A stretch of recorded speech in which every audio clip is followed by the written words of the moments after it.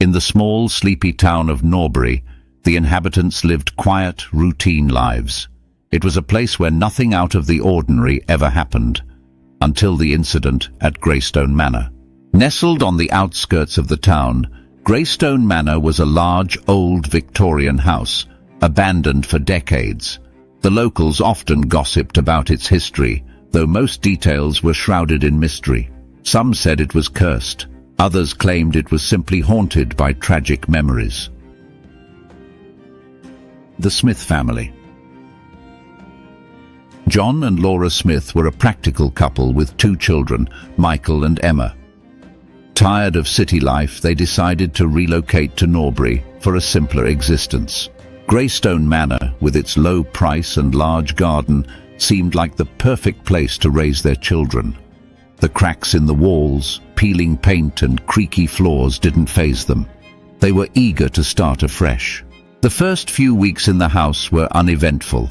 The children explored the vast grounds, and John started fixing up the dilapidated rooms. But something changed after their 3rd week. It began subtly. Doors left ajar when no one had touched them, misplaced keys reappearing in odd places, and strange creaks echoing through the house, though no one was around. Laura chalked it up to the quirks of an old home. "Old houses make noises, right?" she'd reassure herself, though there was an uneasy chill in the air that even she couldn't dismiss. The first incident. The real trouble began one stormy night. The wind howled and rain lashed against the windows. The family had settled in for the evening, gathered in the living room, playing board games to distract from the unsettling weather. Suddenly, the lights flickered. For a moment, everything was bathed in darkness, but just as quickly as the power had gone out, it returned. Except something was different. On the coffee table, the game pieces had shifted positions. Emma, who had been sitting closest to the table, swore she hadn't touched them. John laughed it off, saying it was probably the vibrations from the storm. But Emma was adamant. "I didn't touch them, Dad," she said, her voice shaking slightly. Later that night, after everyone had gone to bed, Emma was jolted awake by the sound of something falling in her room. Groggy, she switched on her bedside lamp and looked around. Her favorite teddy bear, which had been sitting on her dresser across the room, was now lying on the floor by her bed. At first she assumed it had just slipped off, but then she heard a whisper, faint, distant, but unmistakably a voice. "Emma." She froze, her heart racing. Her eyes darted around the room, but there was no one there. She squeezed her eyes shut, trying to convince herself it was just her imagination. But when she opened them again, she saw the dresser drawer slowly slide open on its own. Screaming, Emma ran to her parents' room. Laura and John were quick to calm her down, attributing her fear to a bad dream. However, Emma refused to sleep in her room that night, and reluctantly, Laura agreed to let her stay in their bed. Escalation. The next few days brought a sense of unease that permeated the house. Small, seemingly innocuous things began happening more frequently. The kitchen cupboards would open by themselves, plates would shift position on the table, and objects that were clearly placed somewhere would be found in different locations altogether. Michael, the more skeptical of the 2 children, initially teased his sister about being scared, but even he couldn't ignore what was happening. One afternoon, while home alone doing his homework, he heard the sound of footsteps upstairs. At first, he assumed it was one of his parents, but when he called out, no one responded. The footsteps grew louder, more deliberate, as if someone was pacing back and forth. Gathering his courage, Michael went upstairs to check. The house was still. He entered his bedroom and immediately noticed that his books, which had been neatly stacked on his desk, were now scattered across the floor. Confusion morphed into fear. He backed out of the room, only to hear the soft sound of laughter. Faint, but undeniably there. He bolted out of the house and waited on the porch until his parents returned. That evening, he told them what had happened. And although John and Laura remained skeptical, they couldn't deny that something strange was going on.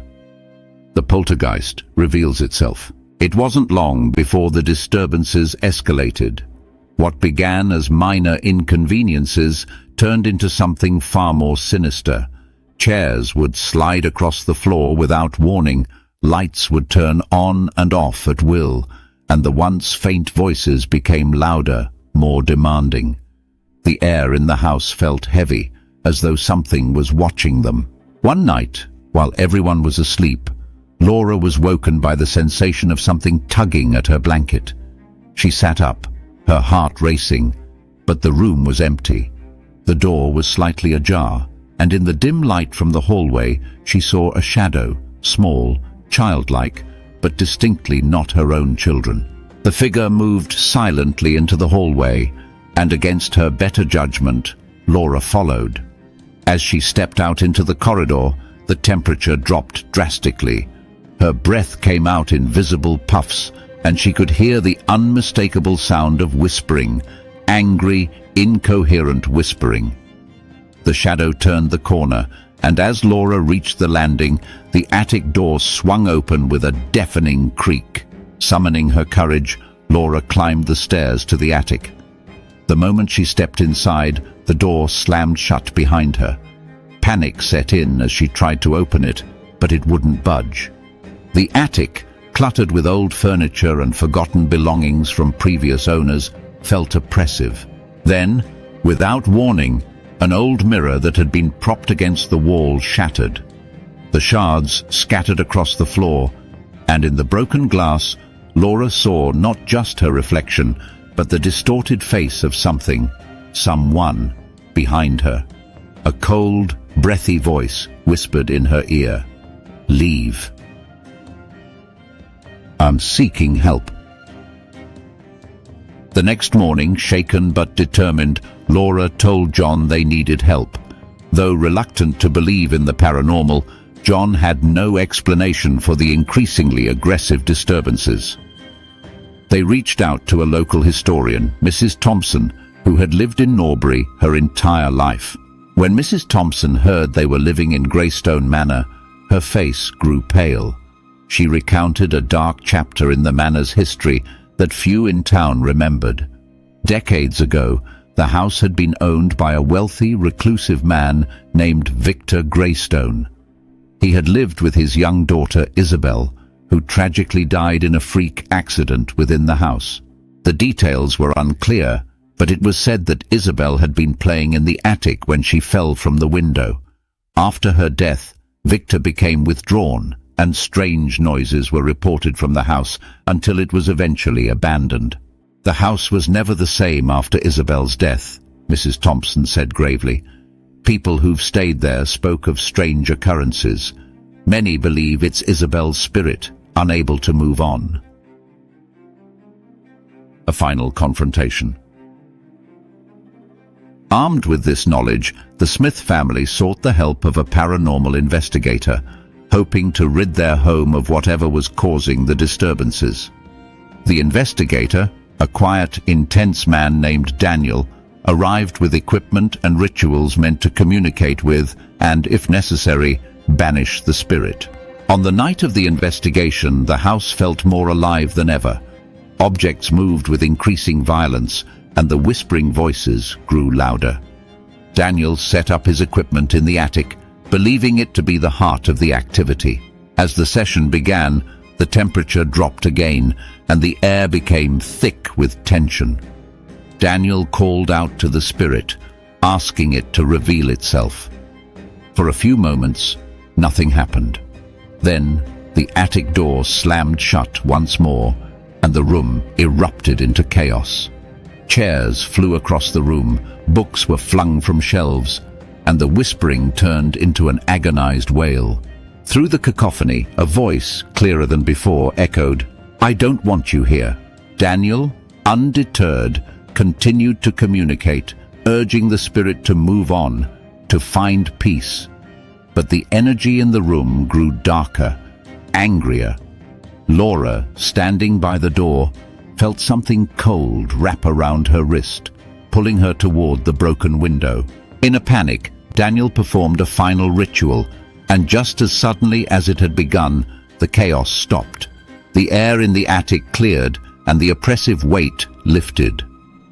The Smiths stood in silence, hearts racing, as Daniel packed up his equipment. "Is it over?" John asked. Daniel hesitated before replying, "For now. But this house is marked. Spirits like this don't always move on easily. Be cautious." And the aftermath. Life at Greystone Manor slowly returned to normal, but the Smiths could never shake the feeling that they were not alone. Though the disturbances became less frequent, they never entirely ceased. Emma and Michael no longer teased each other about ghosts. They had seen too much. And late at night, when the wind howled and the house creaked, Laura would sometimes wake up to the feeling of something tugging at her blanket, a small reminder that the poltergeist was still there, watching, waiting, and always just out of sight. The mystery of Greystone Manor remained unsolved, a silent witness to unseen forces that refused to be ignored.